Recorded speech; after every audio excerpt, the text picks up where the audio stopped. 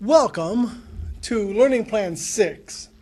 Learning Plan 6 is all about ethical dilemmas. And ethical dilemmas in nursing are very common. We try to avoid them by planning ahead, and we will discuss the various ways we can help our patients plan ahead, but we need to plan ahead ourselves so that we're ready to make these decisions, because these can be challenging decisions and almost always come at the worst possible time. So what is an ethical dilemma? It's a situation involving competing rules or principles that appear to have no satisfactory solution. It's a choice between two bad choices. And the classic example, in a presidential election, you pick the lesser of the two evils sometimes, right? That's not truly an ethical dilemma, but that exemplifies one where there are no good options. You just have to pick the best option of what's available, and we'll talk about more of those later. There are methods of decision making, though. There are deontological, teleological, and situational. Well, let's talk about these in a little bit greater detail. Okay. We have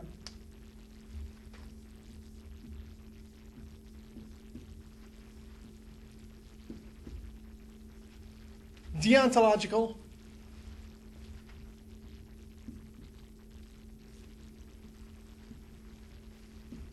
and teleological. And I hope when that gets enlarged, you actually can read that. Let's talk about these two first. There's actually the third type, which is situational. But let's talk about deontological and teleological. Deontological.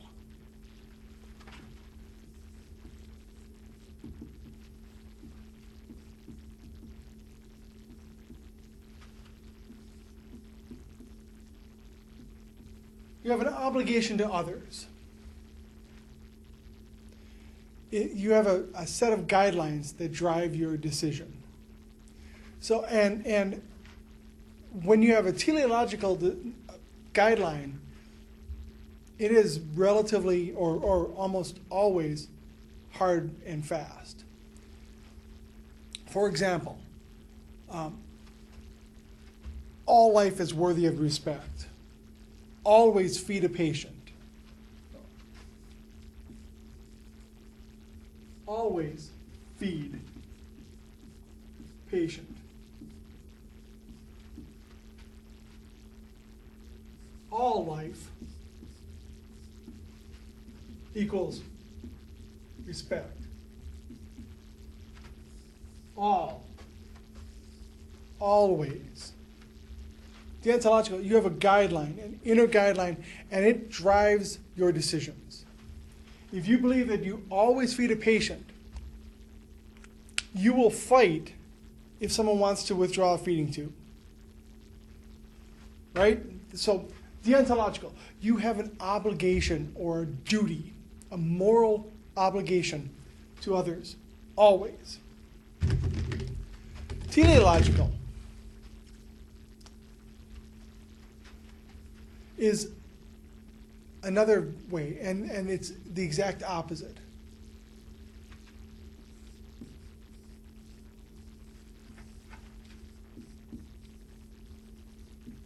Good outcomes are the focus.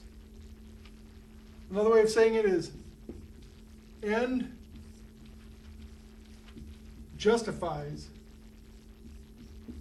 the means. If you have a teleological way of thinking, you are focusing on. I'm trying to grab some colors here because I like colors. You're focusing on good outcomes. That is your driving force. Deontological, you have a moral. Your guideline is based on a moral obligation with a series of always, all, or nevers. Black and white. Teleological. Outcome-based. The end justifies the means. An example. a patient who is having end-stage cancer at the very end, and they want a lot of painkillers because they're having overwhelming pain. The deontological person who feels that all life is respect and you fight to the end will maybe hold back some of those painkillers. Teleological, who says good outcome is the guiding principle, might give those additional painkillers to the patient to reduce the pain, knowing that when you start giving large amounts of morphine and other opiates, you're going to slow down the respiration, which could hasten death. In that case, that person might see that hastening death is a better outcome than keeping the respiratory drive going but leaving them in pain. Does that make sense? Deontological, moral duty.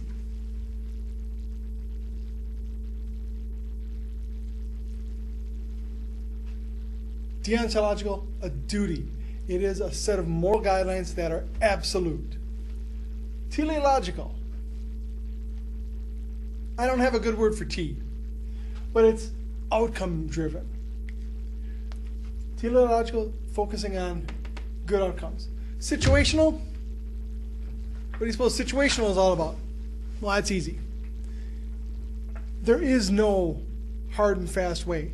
You might make some decisions deontological, some might be teleological, depending upon the situation. So this is a very important concept. This is the underlying method of decision making. How do you decide to make your decisions? What is your guiding principle? Either one are okay. You have to do what's right for you. Personally, I'm a teleological person. I look at the big picture and what is the outcome? What is the goal? What is the end result we want? And that may change from person to person. I know many nurses that are deontological. All things are concrete. It's what works for you. There are no right and wrong. There are some important principles in ethics. And these principles will help us decide what we're going to do. I wish I had like an assistant here to clean the board for me, but I don't. But that's okay. So we have 3 more important concepts.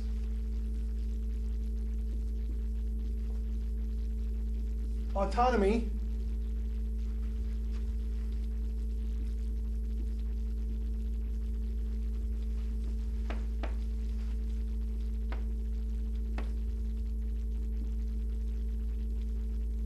maleficence and beneficence,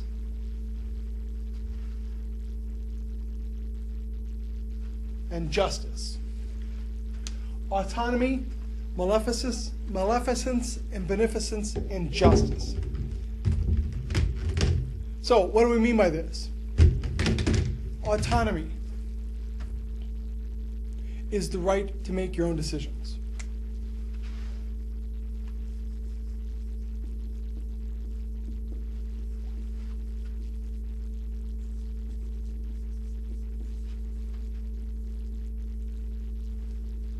Autonomy is the right to decide your path, right?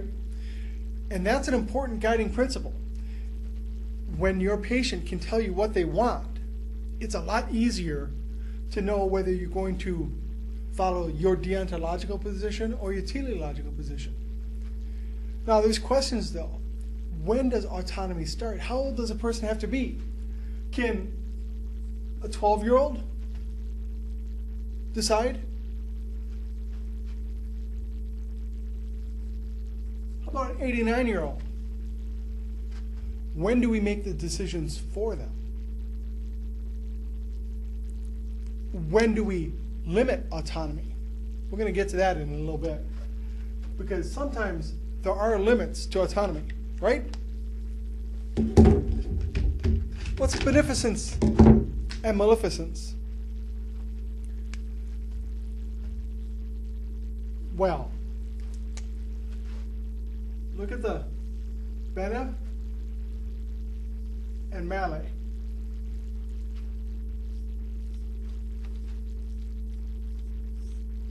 Beneficence is good.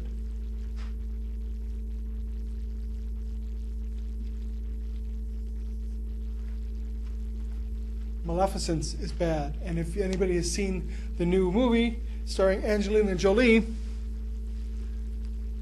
Maleficent, that's her name, the bad witch.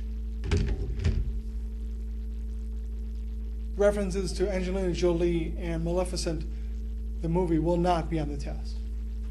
But what are we talking about? What are these concepts?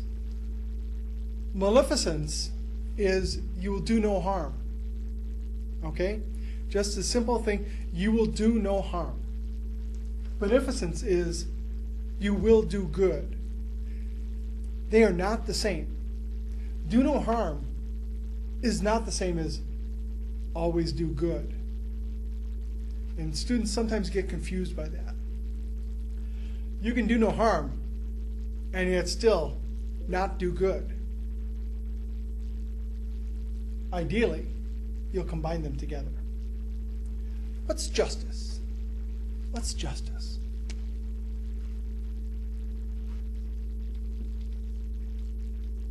Everyone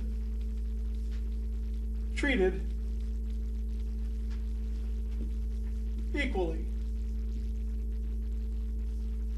Justice is treating everyone equally. Equal freedoms, regardless of who you are. Equal access to health care.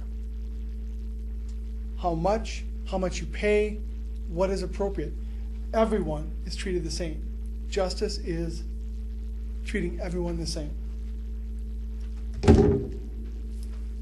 So we've talked about deontological, teleological, and situational decision making, and then the principles of autonomy, which is being able to direct yourself.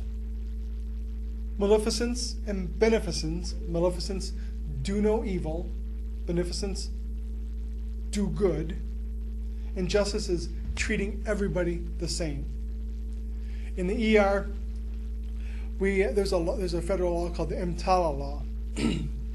EMTALA, don't remember what it stands for, but EMTALA means, the EMTALA law is if anybody shows up at the ER, they must be evaluated by a physician and stabilized before we can ask how you're going to pay.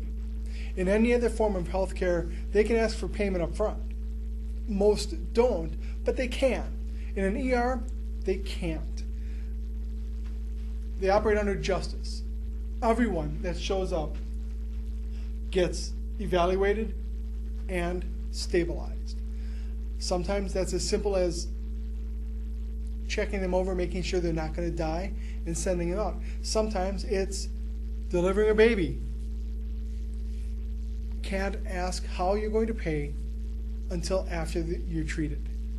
Because sometimes, if you ask how they're going to pay and if they can't, that could deny justice. It would prevent some people from getting treatment.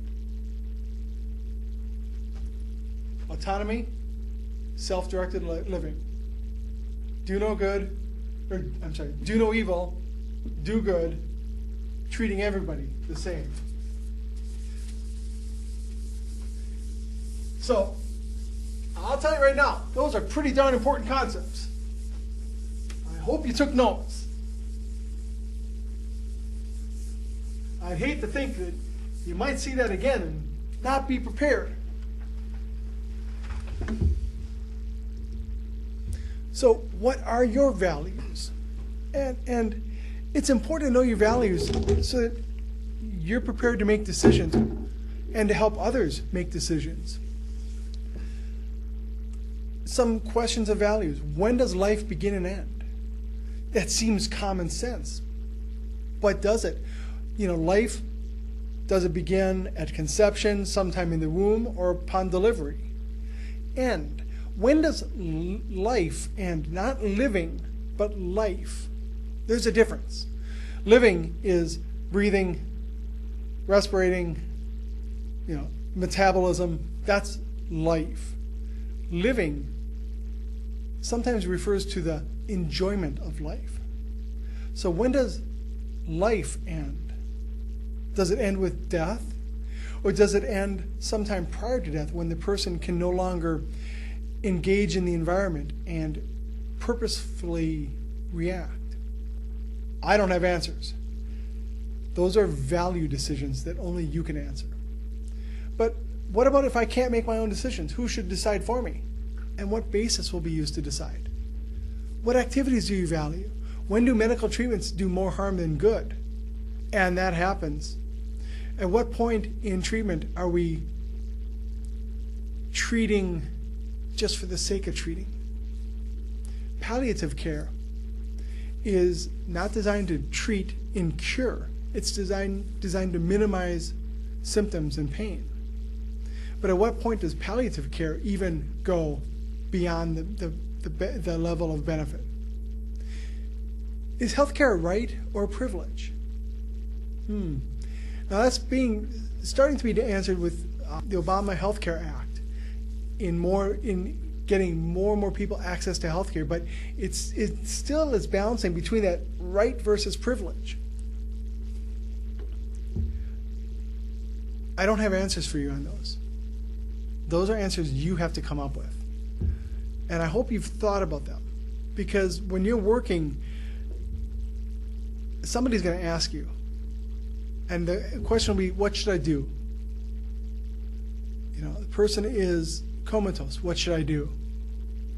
And you need to have the ability to give rational and well-reasoned answers. There are many influences on ethical decision-making. Demographics, men versus women, elderly versus young, different socioeconomic patterns, race patterns, country of origin. All these can influence how decisions are made. Technology, the technology to keep a person alive with a ventilator or an external pacemaker or an artificial heart.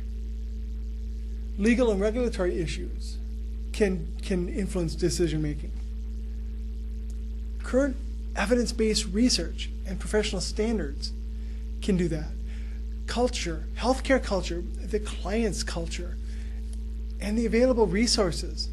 In a large city, in a large hospital, a lot of things can be done. Small town, rural hospitals, less can be done. So in that big city, you have more choices for making that decision. And a specific example, I know of a person who was a drowning victim, cold water drowning, and a local small hospital did everything to try to revive them. Just could not get their body temperature up. So they were flown to a large city, and in the large city, they did peritoneal lavage, where they opened up the peritoneal cavity and started pumping warm saline through the body cavity. That was an option at that large hospital. That was not an option in the local small hospital. So many, many different levels of influences on decision making. They all have to be taken into account. End of life and ethics is truly challenging. At the turn of the century, at the turn of the 1900, most people died at home. From about 1950 or 1960 on, most Americans died in institutions, either hospitals or nursing homes. The major cause of death has been chronic illnesses, not sudden stuff, not accidents, not violence. It's been cancer. lung disease, heart disease, diabetes. These are chronic illnesses that gradually build and get worse over time until eventually they take the life. But a lot of things have been happening since the mid-50s to change that. Cardiopulmonary resuscitation, CPR, was started in 1953. Mechanical ventilation started in the early 40s or mid-40s and 50s. That was used initially as a treatment for polio, but then adapted for surgery and then spinal cord injuries. Hemodialysis started in the 1960s, and then defibrillation and cardiac pacing happened also in about the mid-60s. These are remarkable advances, technical advances, just advances in physiology, but they prolong life. The person who needed hemodialysis in the 60s and 70s and now would have died much younger, died at home probably at the turn of the last century. So our technological abilities have resulted in more people dying of chronic illnesses. Is that good? Is that maleficence or beneficence? Ooh. Think about it. Allowing people to live longer and develop chronic illnesses and die from chronic illnesses, is that do no harm, or is that doing good? Or is that somewhere in the middle? A lot of things to think about. Now, CPR. Only in the hospital, only 13% of patients receive CPR at the time of death. Why is that? That sounds horrible. 1 in 8 people in the hospital get CPR when they die.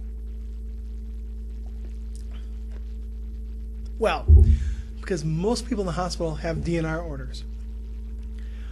You've probably noticed the average patient in a hospital now is elderly, old. And many of those, once they become admitted, decide to do not resuscitate. So it's accurate that only 1 in 8 hospital patients receive CPR. So that, there's nothing wrong with that. We are not doing anything inappropriate. When a person wishes DNR status, we are honoring their autonomy, right? And we are treating them with justice because everybody who's DNR is treated the same way. We still treat them. We give them medicines. We give them antibiotics and fluids. But if their heart stops, we do not do anything to restart it. So there are ways of determining who makes decisions. And I'm going to end this segment right now. We're going to come back with decision making, who makes the decisions and how we determine that. But always keep in mind when we're talking about everything here, deontological and teleological decisions, autonomy, which is self-directed decisions, maleficence, beneficence, and justice, treating everyone equally. Those are key concepts that we're going to be continually talking about as we move forward throughout this lecture.